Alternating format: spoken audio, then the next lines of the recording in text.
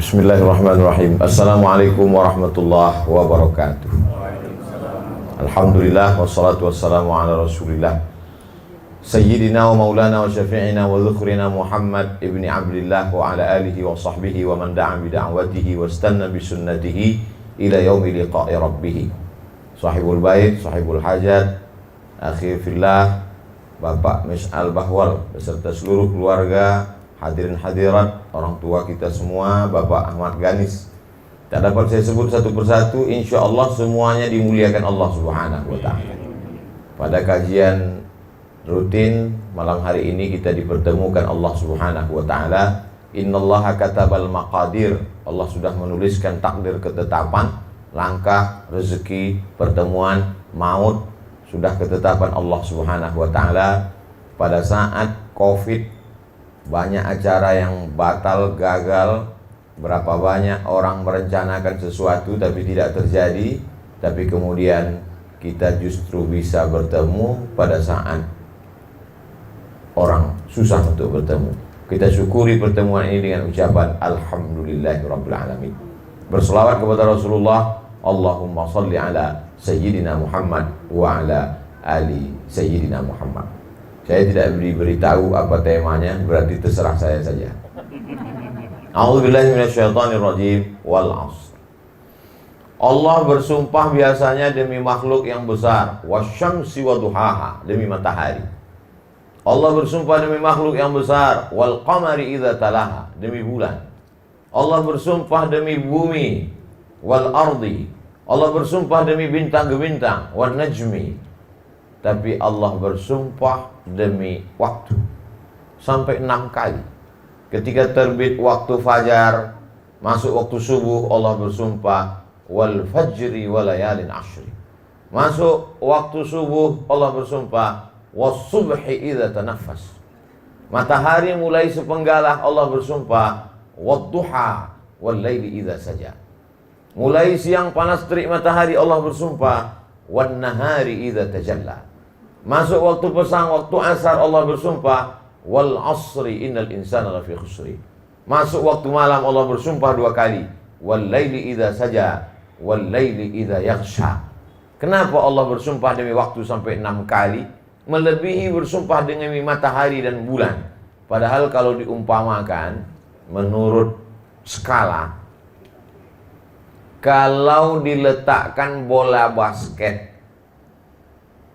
diletakkan di samping bola basket itu kacang hijau, maka kacang hijau itu adalah bumi dan bola basket itu adalah matahari. Jadi kalau matahari sebesar bola basket, bumi sebesar kacang hijau, lalu Abdul Somad ini sebesar apa? Amat sangat tidak bermakna di tengah samudera antariksa kekuasaan Allah Subhanahu wa ta'ala. Tapi Allah bercerita tentang perputaran kita dengan waktu pagi, petang, siang, dan malam. Saya di Jakarta ini hari Kamis, hari Jumat, hari Sabtu, hari Ahad, 4 hari. Setahun saya datang ke Jakarta 4 kali. Sekali datang 4 hari. 1 hari ceramah 3 kali, pagi, siang, malam, macam makan obat. Hari ini bertemu pada kesempatan baik mulia dengan bapak-bapak, ibu-ibu yang dimuliakan Allah Subhanahu wa ta'ala. Tapi saya insya Allah bisa mempertanggungjawabkan waktu ini kalau ditanya Allah Subhanahu wa ta'ala. Hai Abdul Somad, pada hari Jumat, malam Sabtu, setelah Isya, di mana kau berada? Aku bersilaturahim di rumah saudaraku, seiman, seakidah, sebangsa, setanah air. Apa yang kau bicarakan? Yang kubahas adalah kalam Allah, surat Al-Asr. Kenapa tiba-tiba ayat itu yang kau pilih? Kebetulan protokol buka pakai itu, jadi kulanjutkan saja. Wal asr. Sekarang waktu kita tidak dapat dipertanggungjawabkan. Begitu banyak waktu kita habis. Siapa yang menghabiskannya? Instagram, Facebook, WhatsApp. Waktu kami habis ya gara-gara Ustadz. Kenapa? Channel UAS Official, paket kami pun habis gara-gara itu juga Pak Ustadz. Alhamdulillah, mudah-mudahan bermanfaat. Kenapa demikian?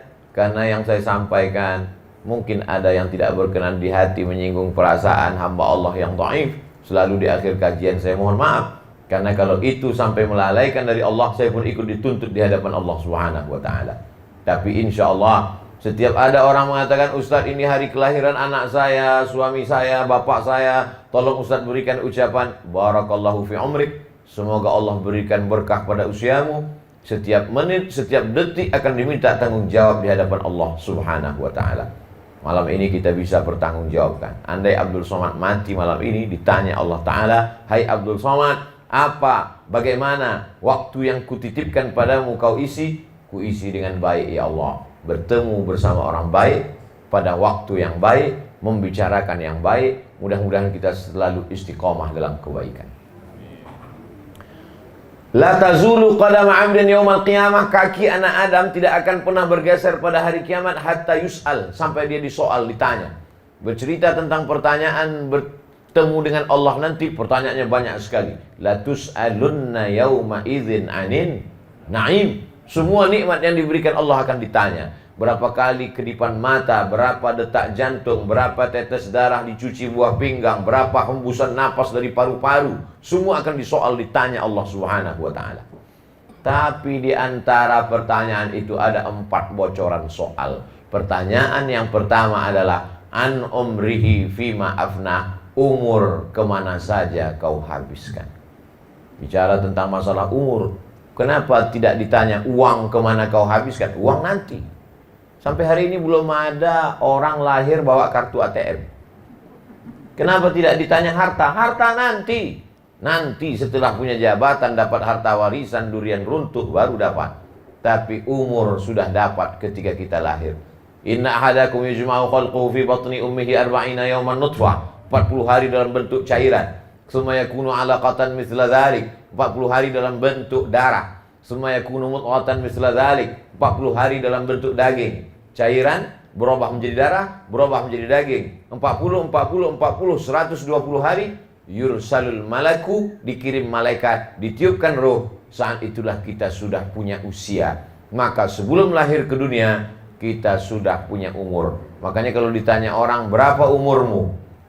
Kau mau tanya cara penghitungan 3. Menurut kalender Hijriah, menurut kalender Masehi, atau menurut kalender ditiupkannya ruh. Mau yang mana? Ustaz Somad, kalau ditanya orang umurnya berapa? Ya tergantung. Saya jawab pakai bulan Komariah, Muharram, Safar, Rabiul Awal, 1 tahunnya berarti ada diskon 11 hari. Atau dijawab pakai Syamsiah, Januari, Februari, Maret, April.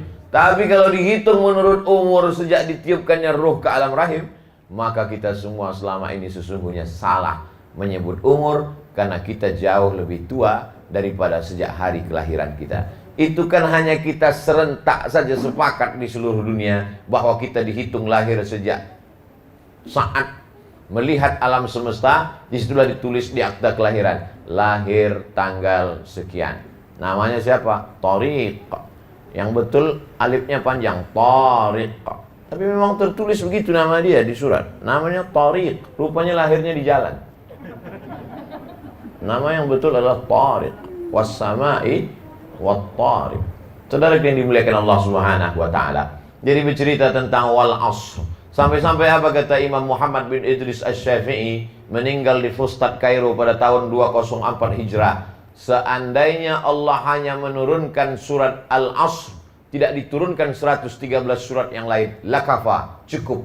Sakingkan hebatnya surat Al-Asr. Karena kalau setiap manusia dapat mempertanggungjawabkan setiap menit detik usianya, tidak akan ada orang yang sakau, tak ada orang yang mabuk, tak ada orang yang berzina, tak ada orang yang mencuri, tidak ada orang yang menipu. Kenapa? Karena setiap detik dia selalu muhasabah dirinya. Maka paling tidak laki-laki yang balik, berakal, sehat, tidak musafir, tidak cacat, maka dia mesti mendengarkan wasiat takwa dari khotib hari Jumat tadi. Laki-laki yang gagah perkasa itu mendengarkan wasiat khotib.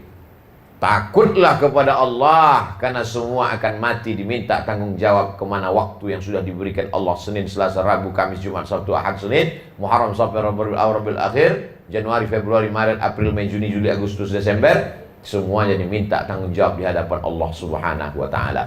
Iqra kitabak, hai Abdul Somad, baca buku catatan amalmu. Pergilah orang ke kantor Telkom. Ketika sampai mau bayar uang telepon, dia komplain, Tidak mungkin saya bicara sebanyak ini. Selama ini saya pakai handphone, pakai telepon rumah jarang-jarang. Kenapa tagihannya sampai 10 juta begini? Pegawai Telkom tidak mau ribut-ribut, dia diam saja. Dia cukup kasih print out, dia lihatkan. Ibu baca aja sendiri. Ibu memang tidak pakai, suami ibu memang tidak, tapi anak ibu malam-malam jam 2 itu ada printnya. Begitu juga dengan kita. Inna alaikum lahafizin, bersama kamu ada malaikat kiraman katibin, kiraman mulia, katibin mencatat. Ya'lamuna ma taf'alun, mereka tahu apa yang kau lakukan.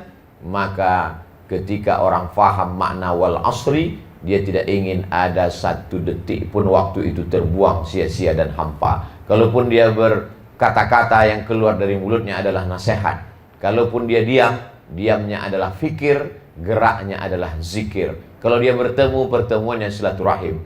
Kalau ada orang mengajaknya membicarakan aib orang lain, dia katakan, lebih baik kita bersolawat. Andai dia tidak mau menggurui orang lain, mungkin dia mencari-cari alasan. Ada yang lebih bermakna, ada yang lebih baik. Jadi kalau ada pengajian rutin seperti ini, keluarga, sahabat, tetangga, kerabat, maka diteruskan. Karena dengan itulah kita dapat saling mengingatkan bahwa waktu yang sudah berlalu habis sudah. Saya hitung, insya Allah waktu saya tinggal lagi sekitar 20 tahun lagi.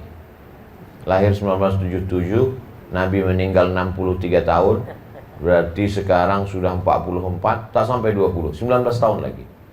Kalau ikut Nabi Muhammad SAW. Kalau ikut Nabi Yahya, tak sampai. Kalau ikut Nabi Nuh, Pak Ustadz, capek, 950 tahun. Berapa kali ganti KTP. Tapi yang jelas bahwa waktu kita tidak perlu minta, karena Allah sudah tetapkan. Jadi untuk apa orang banyak minta umur panjang, Ustadz? Minta umur panjang adalah minta barokah pada usia. Begitu kata Syekh Muhammad Mutawalli Asy'arawi. Jadi kalau sudah ditetapkan umurnya 40, tidak mungkin bertambah. Tidak mungkin bertambah. Lalu kalau memang sudah ditetapkan 40, ngapain orang minta Allahumma tawil umurana, panjangkan umur kami? Yang diminta adalah kualitas isinya. Saya nggak paham Pak Ustadz, botol sama-sama 600 ml. Sama botolnya, 600 ml. Tapi beda harganya kalau isinya air putih, dengan kopi ginseng, dengan madu asli, dengan emas. Jadi botolnya boleh sama, tapi isinya berbeda. Isinya itulah yang kita minta ketika kita minta umur panjang. Ada orang yang usianya hanya 17 tahun. Anak umur 17 tahun hafal Quran 29 juz, mandi di sungai, terpleset, meninggal, mati. 17 tahun. 30 juz bersarang di kepalanya. Tapi ada orang yang umur panjang, jangankan 30 juz 30 pun hilang-hilang timbul di kepalanya. Bapak Ibu yang dimuliakan Allah SWT, yang Ustadz sindir, yang Ustadz bicarakan ini jamaah? Enggak, saya sendiri. Banyak hafalan saya hilang. Oleh sebab itu, maka kita selalu meminta keberkahan usia. Kenapa? Karena usia inilah pertanyaan pertama yang akan dihadapkan di hadapan Allah Subhanahu wa Ta'ala. La tazulu qadama abdin, kaki anak Adam tidak akan pernah bergeser, bergerak. Hatta yus'al, sampai dia ditanya, kenapa kaki tidak bergerak? Berarti kita tidak duduk. Karena kalau kaki bergerak, berarti telapak kakinya tegak berdiri. Yaumal tafatis saku bisaq, hari itu betis ketemu dengan betis. Hari ini kita ketemu lutut dengan lutut, berarti duduk. Di hadapan Allah kita tidak tamu yang mulia. Hari ini Abdul Somad dimuliakan, yang lain duduk di karpet, saya di kursi. Orang lain capek nyari kursi, saya disediakan kursi. Maknanya kita di hadapan Allah bukan tamu yang terhormat, tapi kita adalah terdakwa, terhukum yang akan diminta pertanggungjawaban di hadapan Allah Subhanahu wa Ta'ala. Pada saat itulah kita semua menjadi makhluk yang bertanggung jawab. Islam mengajarkan kita makhluk yang bertanggung jawab atas setiap tindak tanduk perbuatannya, atas setiap waktu yang diberikan Allah Subhanahu wa Ta'ala. Yuhasabu hisaban yasira, dia akan dihisab, dihitung. Makanya hari kiamat itu disebut dengan hari akhirat, itu disebut dengan yaumul hisab, hari penghitungan. Dulu nenek moyang kita berkata ilmu matematika itu disebut dengan ilmul hisab, ilmu hitung. Untuk menetapkan apakah ini tanggal 29 atau 30 Sya'ban, menetapkan satu Ramadan, ada ilmu namanya ilmu falak, atau disebut juga dengan astronomi, atau disebut juga dengan ilmu hisab, ilmu hisab. Tapi tidak sama dengan sebagian undangan jamaah kalau sudah ngumpul habis itu makan, mohon maaf Pak Ustadz, para ahli hisab mohon izin keluar. Nah, itu lain lagi.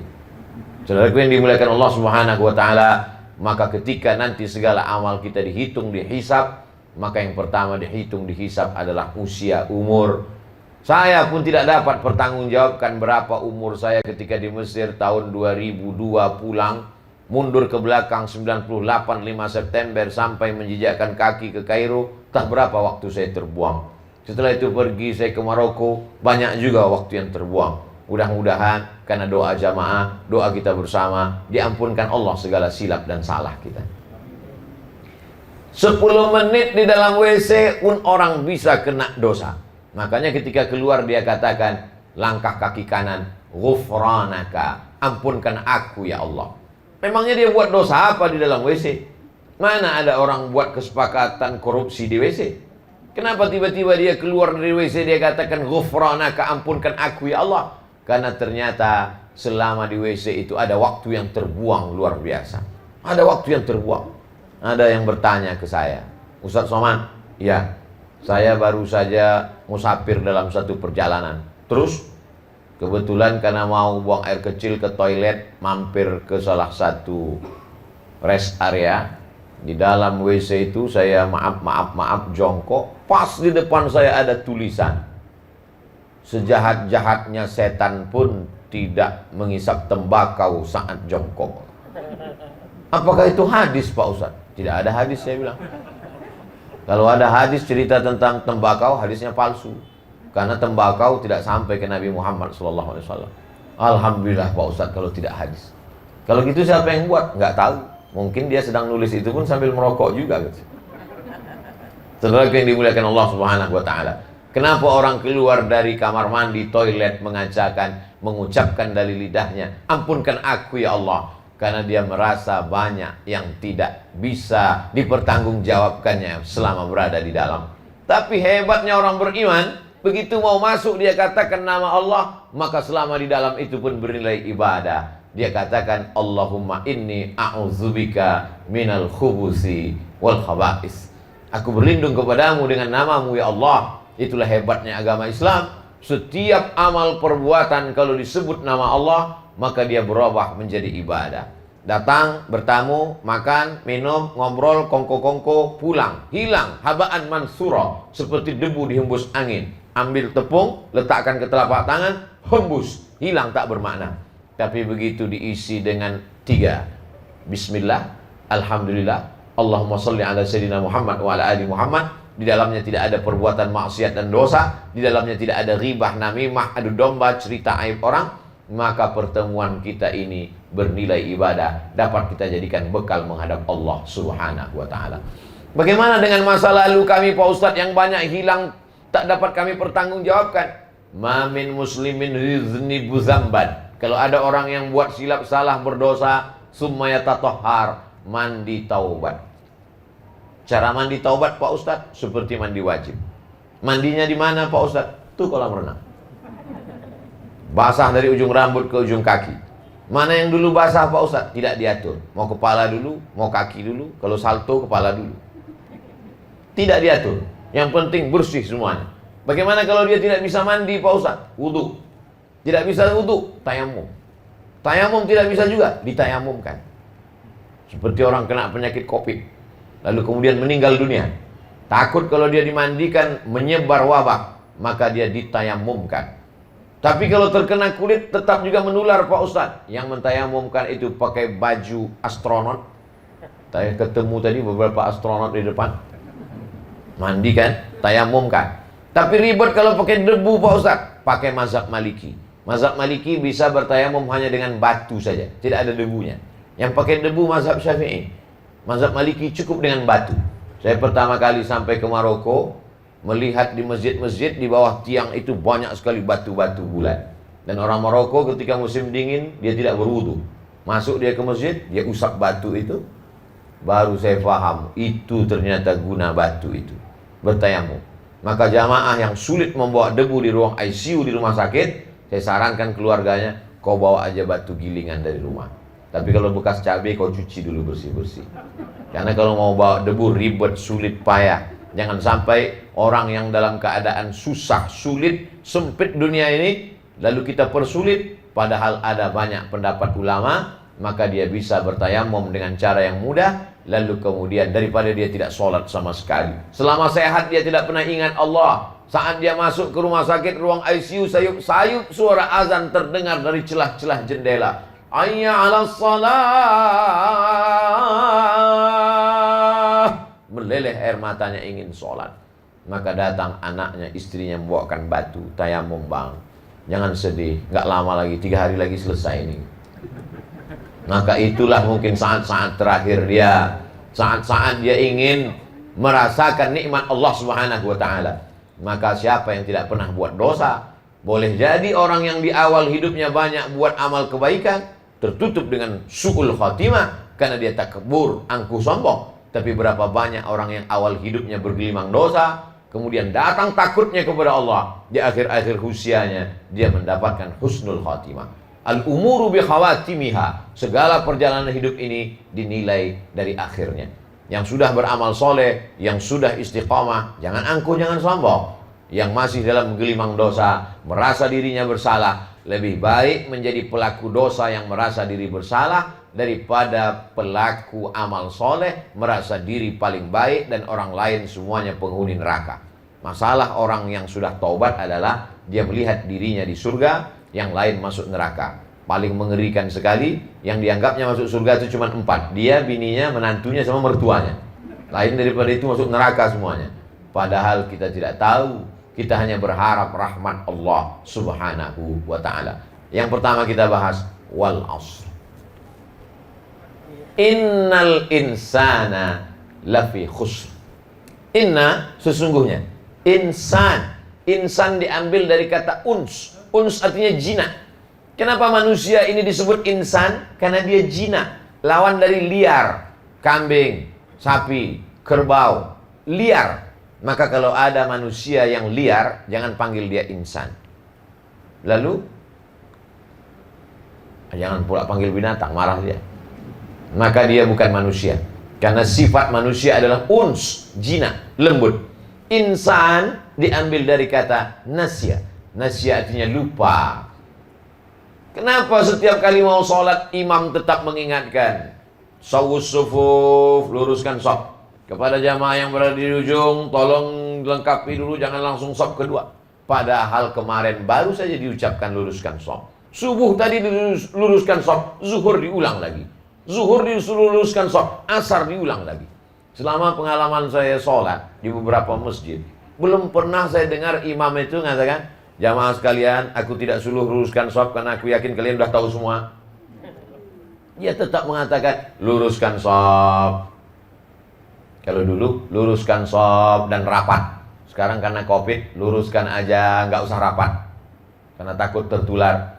Tapi bahwa tetap ada diulang-ulang. Kenapa? Insan, karena memang sifat manusia ini lupa, silap, keliru, salah. Jadi kalau ada Ustadz Somad nanti tiba-tiba ceramah, saya tidak pernah lupa, saya tidak pernah silap, saya tidak pernah salah, maka sesungguhnya saat itu dia baru saja silap, lupa, dan salah. Kadang setelah ceramah baru jamaah ngasih tahu, Ustadz tadi lupa. Lupa apa? Lupa mengucapkan salam. Saking kan groginya. Ustadz tadi lupa. Lupa apa? Lupa baca doa apa Ustadz? Saking kan. Makanya berapa banyak orang hafal doa Allahumma barik lana fima razaqtana wa qina azabannar, tapi makan nggak baca doa. Berapa banyak orang yang tahu hafal doa Allahumma inni a'udzubika minal khubuthi wal khaba'is, masuk WC nggak ingat entah kaki kanan entah kaki kiri, tak baca doa atau tidak.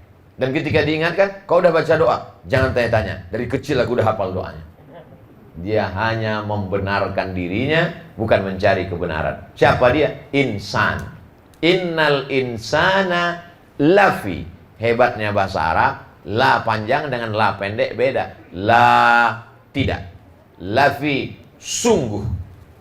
La in syakartum la azidannakum. Kalau kau mau bersyukur, sungguh akan aku tambah. Wala in kafartum inna azabi lasyadid. Kalau kau kafir, kufur, maka azabku amat sangat. Jadi lam yang pendek itu maknanya penekanan makna. Yasin, innaka laminal, pendek. Makanya orang banyak baca Quran salah panjang pendeknya, salah makna, merubah makna Quran. Yasin, innaka laminal mursalin. Sesungguhnya engkau tidak termasuk rasul.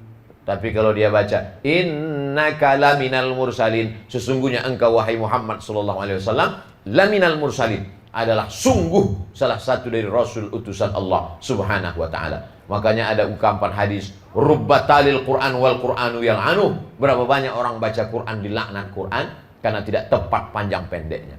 Alhamdulillah Pak Ustadz, saya tidak pernah salah. Kenapa? Memang nggak pernah baca Quran.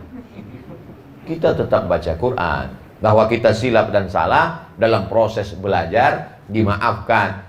Jangan pernah berhenti belajar tajwid, tahsin, idgham, ikhfa, ghunnah, qalqalah, bila ghunnah. Maka kapan dia panjang pendek, mat tabi'i, mat asli. Nah, ini semua kalau kita segan malu, panggil Ustadz 4 mata. Ustadz, saya mau belajar 4 mata. Kalau bisa anak istri saya jangan tahu, hilang marwah harkat martabat saya.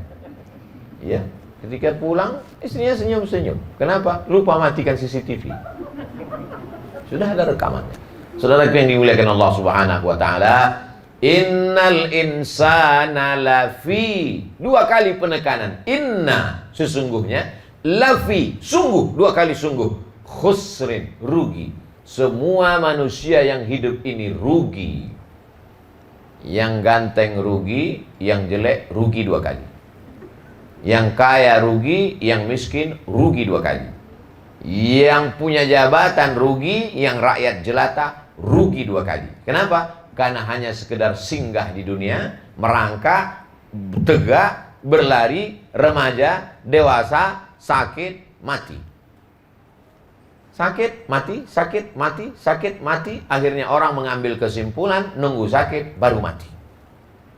Padahal ini bukan hukum umum, bahwa banyak orang yang tanpa sakit pun mati. Covid mati, Covid mati, Covid mati. Disangka orang kena Covid baru mati. Padahal berapa banyak orang yang mati setelah diperiksa check up positif meninggal juga. Saya bukan mengatakan kita jangan takut Covid. Saya juga ingin mengatakan jangan terlalu takut. Saya ingin mengatakan bahwa kematian tidak mengenal tua dan penyakit. Kenapa kamu sehat sampai hari ini? Saya rajin 4 sehat, 5 sempurna, rajin olahraga Pak Ustaz. Kalaulah olahraga bisa memperpanjang umur, kenapa banyak orang mati habis jogging? Meninggal dunia. Tapi jangan gara-gara ini Bapak Ibu yang mau jogging besok lantas tidak. Kau tidak jogging hari ini, kata Ustaz, jogging mati.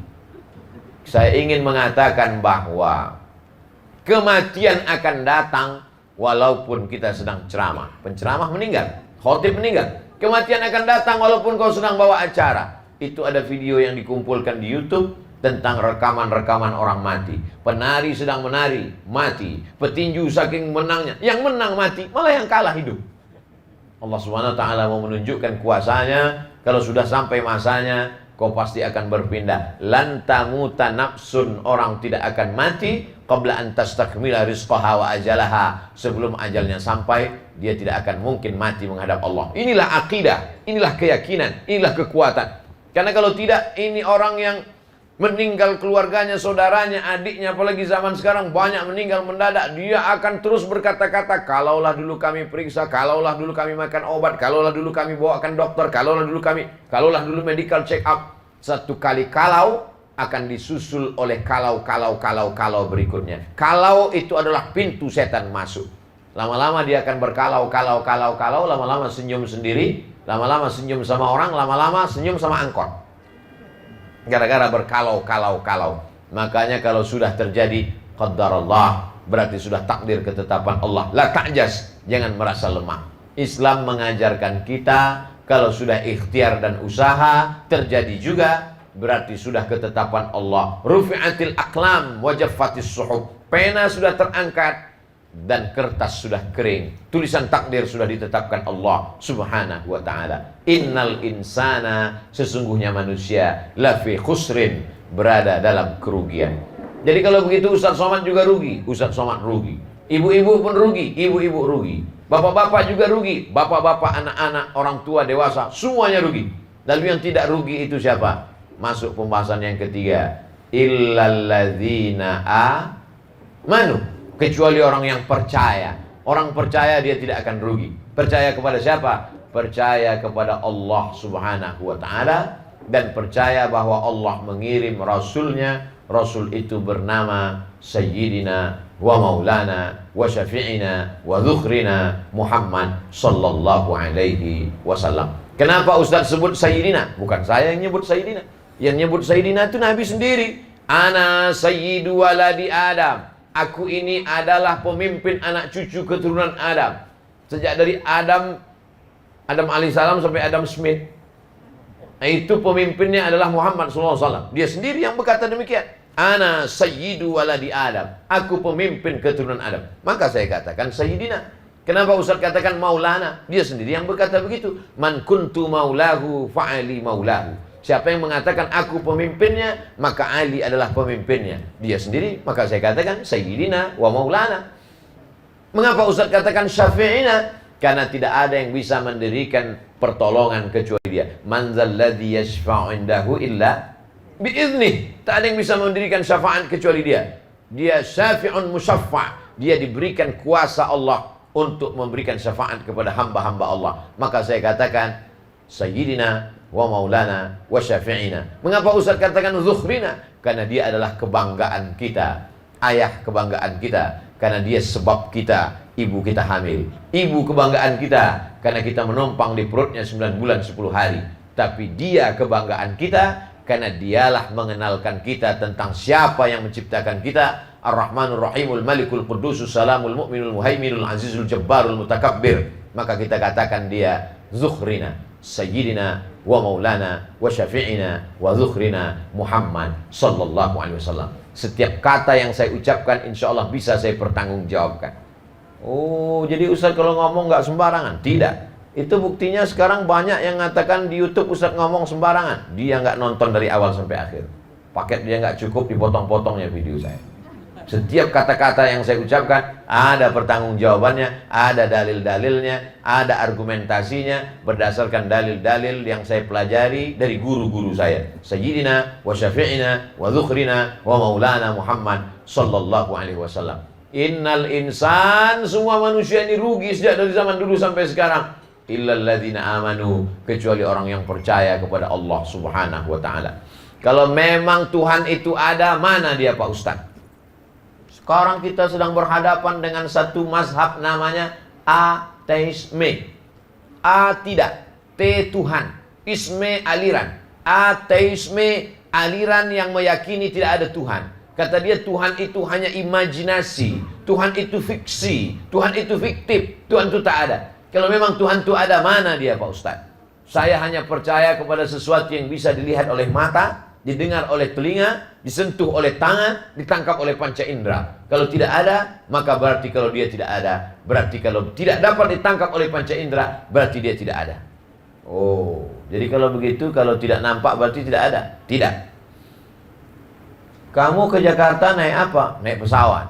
Sebelum masuk ke pesawat, mereka di Angkasa Pura memeriksa kopermu. Betul.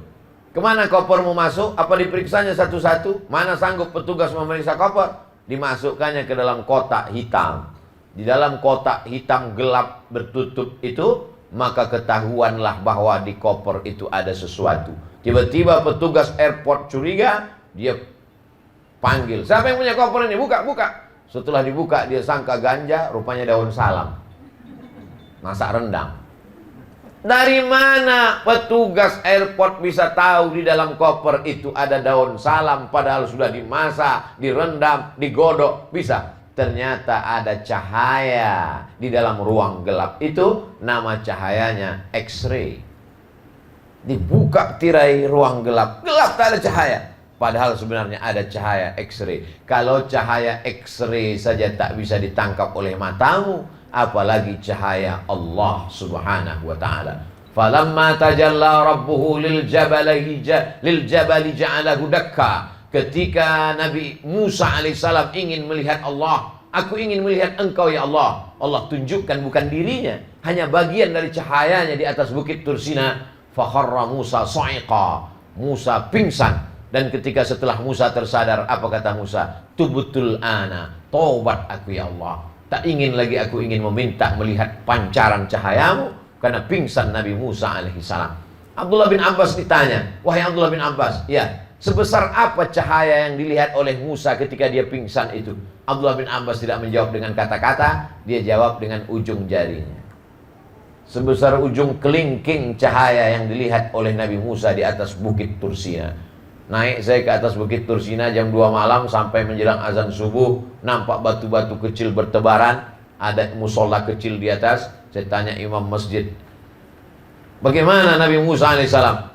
Ketika Nabi Musa melihat cahaya itu, hancur berkeping batu-batu ini, maka sampai hari ini ditunjukkan Allah kuasanya. 3 umat berada di atas menantikan terbitnya matahari.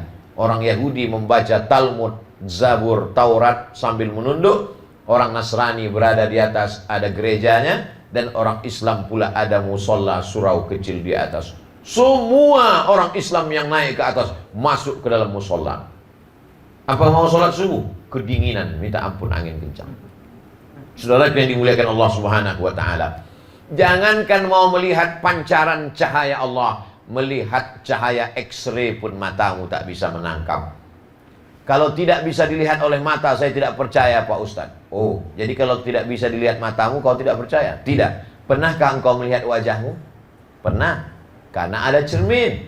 Bagaimana kalau cermin tak ada? Wajahmu pun tak bisa kau lihat. Kalau begitu wajahmu tak ada karena tak bisa kau lihat. Bagaimana ceritanya awal manusia bisa melihat wajahnya? Ketika seorang manusia letih lelah dalam perjalanan panjang, berhenti dia bernaung di bawah kayu yang rindang. Di bawah pohon kayu itu ada air tergenang. Kira-kira seperti air inilah. Kayu rindang, ada air tergenang. Dia lihat ke air itu, dia lihat nampak wajahnya. Itulah cikal bakal cermin awal mula manusia melihat wajah. Kalau melihat wajahmu saja kau tak bisa, bagaimana kau mau melihat wajah Allah Subhanahu wa taala? Jadi kalau ada nanti orang menantang-nantang, kalau tidak bisa lihat mata, maka saya tidak percaya Tuhan itu ada. Bawa dia ke rumah Pak Mis'al, suruh nengok wajahnya di situ. Setelah nampak, cemburkan dia ke dalam. Biar sadar dirinya bahwa dia tidak ada apa-apanya di hadapan kuasa Allah Subhanahu wa taala. Bule-bule yang putih datang pergi ke pulau Bali di pantai Kuta untuk berjemur. Untuk apa? Menghitamkan kulit yang putih. Apa yang datang?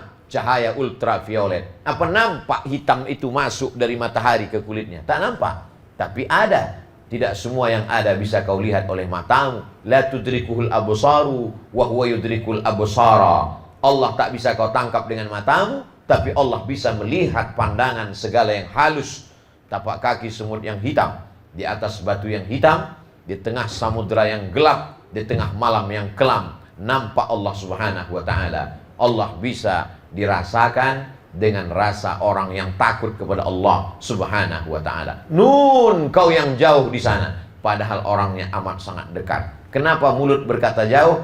Karena rasa di dalam. Kata-kata terlalu miskin untuk bercerita tentang rasa yang ada di dalam hati manusia. Innal insana lafi khusr. Sesungguhnya manusia itu dalam kerugian. Illal ladzina amanu, setelah beriman, wa amilus sholihat. Dalam Islam tidak cukup hanya teori iman. Aku percaya kepada Allah, percaya kepada Muhammad SAW, percaya kepada Quran, percaya kepada malaikat, percaya kepada hari kiamat, percaya kepada takdir. Buktinya mana? Maka mesti ditunjukkan dalam bentuk amal nyata konkret yang bernama amal soleh. Iman tak bisa dilihat. Makanya di KTP kita tidak ditulis agama iman, karena iman tak bisa dilihat. Tapi yang ditulis disitulah agama Islam. Islam 5 itu bisa dilihat. Pertama syahadat, bisa dilihat dan didengar. Mau masuk Islam? Iya, coba bersyahadat. Mohon maaf Pak, saya syahadatnya dalam hati aja. Gak bisa. Al-tasdiqu bil qalbi, percaya dalam hati. Wal iqraru bil lisani, dinyatakan dengan lidah. wal amalu bil arkani, dilaksanakan dengan anggota tubuh. Selesai sholat Jumat nanti kepada seluruh jamaah jangan pulang dulu, karena ada saudara kita yang baru saja dapat hidayah malam tadi akan bersyahadat dipimpin oleh imam. Asyhadu an la ilaha illallah, asyhadu an la ilaha illallah, wa asyhadu anna Muhammadar Rasulullah, asyhadu anna Muhammadar Rasulullah. Satu masjid tahu. Mengapa satu masjid mesti tahu? Karena kalau dia tidak bersyahadat di depan orang banyak, mati dia bersyahadat di kamar sendirian, siapa yang mengurus jenazahnya? Setelah dia bersyahadat, kita mengurus akidahnya. Tidak hanya sekedar menyaksikannya bertanda tangan, mengeluarkan sertifikat mu'alaf, tapi kita juga memberikan kain sarung, mengontrol sholatnya. Maka dibuatkanlah apa yang disebut dengan mu'alaf center.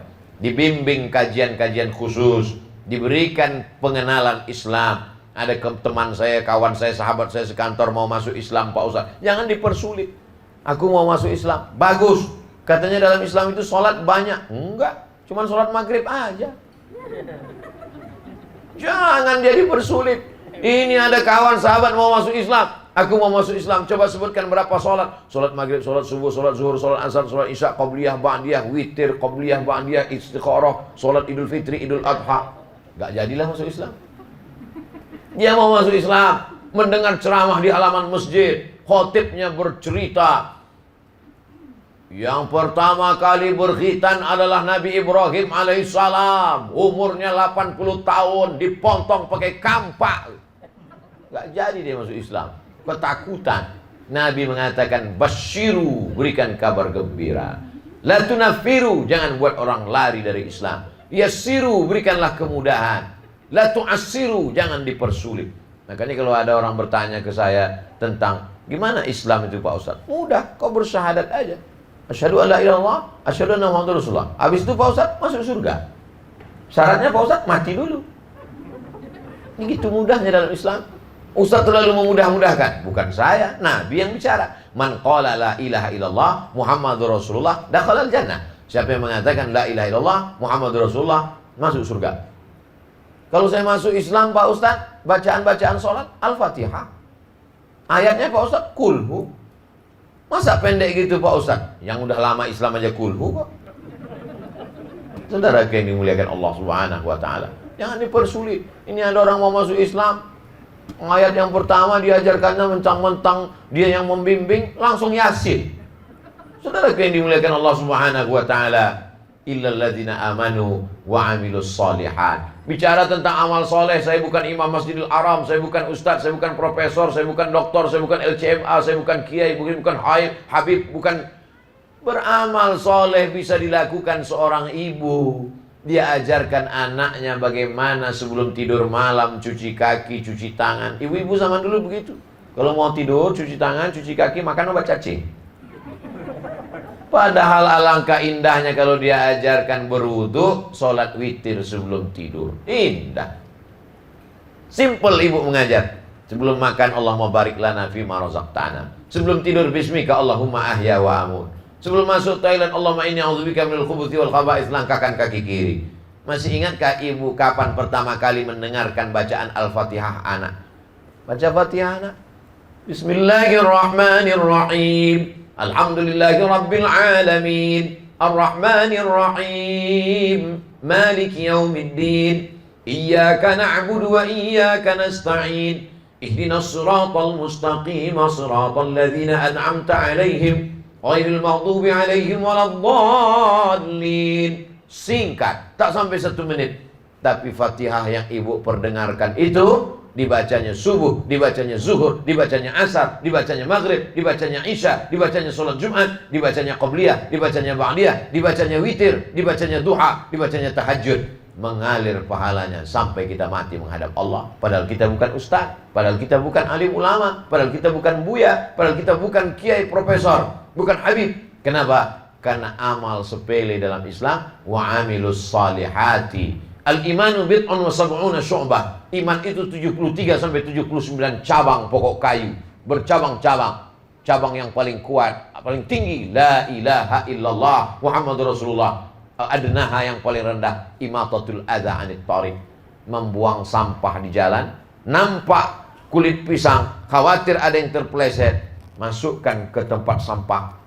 buangkan ke dalam tempat yang bisa menyelamatkan orang banyak, maka pada saat itu kau sedang beramal soleh. Saat engkau minum teh manis, nampakmu ada semut yang sedang terpeleset masuk ke dalam, lalu dengan ujung jarimu kau angkat dia ke tepi, boleh jadi itu amal soleh yang menyelamatkanmu dari azab Allah subhanahu wa ta'ala. Oh, Ustadz ceramah itu apa yang Ustadz pikirkan? Emangnya kamu FB menanya semua yang dipikirkan orang? Apa yang kau pikirkan? Saya selalu menyampaikan, sebelum saya ceramah, saya berdoa kepada Allah, yang akan kujumpai ini hambamu ya Allah, yang mau kusampaikan ini kalammu ya Allah, yang mau kutablighkan ini adalah sabda nabimu ya Allah. Bukakan pintu hambamu supaya memberi hidayah, supaya kalau aku mati mengalir pahalanya menjadi amal jariah. Itu yang kita inginkan. Serajin-rajinnya kita sholat duha setelah meninggal dunia, putus. Sehebat-hebatnya kita baca surat Yasin setelah meninggal dunia, putus. Tapi ada amal jariah yang mengalir. Ceramah saya ini direkam, didengarkan. Dari sekian yang Ustadz sampaikan itu cuma 5 yang saya ingat. Masih syukur kau ingat 5. Aku cuma 2 yang ingat. Padahal aku yang menyampaikan. Saudara yang dimuliakan Allah Subhanahu wa taala, illal ladzina amanu wa amilus solihat. Kalau hanya sekedar amanu wa amilus solihat, egois. Karena dia saja yang masuk surga. Yang penting aku sudah amanu, sudah wa amilus solihat. Orang Islam tidak demikian. Pembahasan terakhir, watawasau bil haq, watawasau bis sabr. Bunyi kalimatnya tawasau, 2 orang yang saling ingat mengingatkan. Hari ini kebetulan saya yang ingat, saya menyampaikan. Besok saya lupa, datang Ustadz Said Kutub mengingatkan. Ustadz Somad, ini isi Ustadz ceramah kemarin. Katanya Ustadz mesti sabar, katanya mesti tawakal, katanya mesti beramal soleh. Oh iya, aku lupa Ustaz. Kurang hebat apalagi Umar bin Khattab, hafal Quran, penulis Quran, khalifah. Tapi ketika Nabi Muhammad SAW meninggal dunia, ternyata cinta membuat orang buta, tuli, peka dan bisu. Hilang ayat-ayat Al-Quran itu dari dalam hatinya. Dia cabut pedangnya. Siapa yang mengatakan Muhammad mati akan kupancung kepalanya. Lupa dia pada ayat-ayat, lupa dia pada hadis-hadis. Sampai akhirnya datang pertanyaan. Datang seorang bernama Umar Abu Bakar Siddiq membacakan ayat, wa ma Muhammadun illa rasul. Muhammad hanyalah seorang rasul. Qad khalat min qablihi rusul. Sebelum dia datang rasul-rasul Adam, Idris, Nuh, Salih, Ilyas, Zakaria, Musa, Yahya meninggal dunia. Afa immata, kalau dia mati, au qutila, atau dia dibunuh orang, in qalabtum ala aqabikum, apakah kau akan kembali kepada agamamu yang lama? Mendengar ayat itu jatuh pedang Umar bin Khattab. Sadarlah dia bahwa dia yang gagah perkasa itu hancur luluh ketika berhadapan dengan kematian orang yang dicintai. Itu saya rasakan ketika meninggal orang tua saya.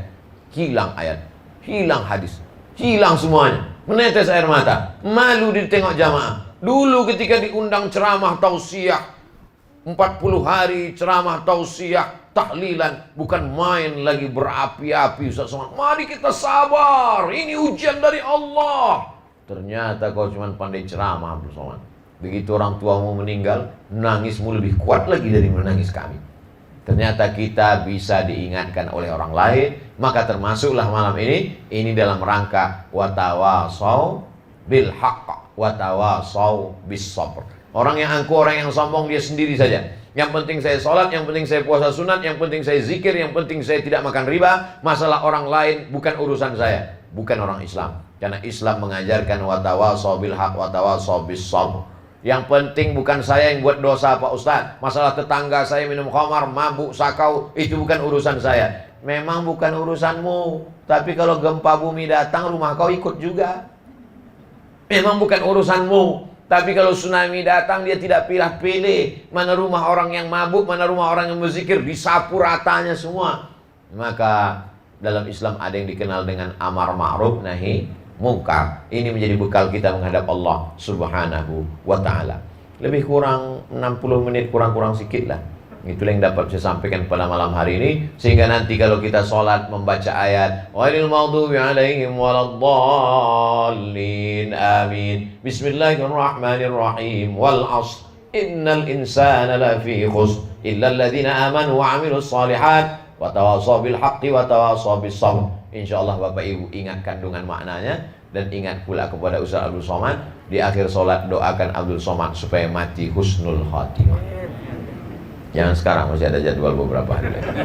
Saudara yang dimuliakan Allah SWT, itulah yang dapat saya sampaikan pada kesempatan hari baik bulan mulia ini. Selanjutnya saya kembalikan kepada moderator. Mungkin ada hal yang ingin ditanyakan, kita akan tanya jawab. Saya akan jawab.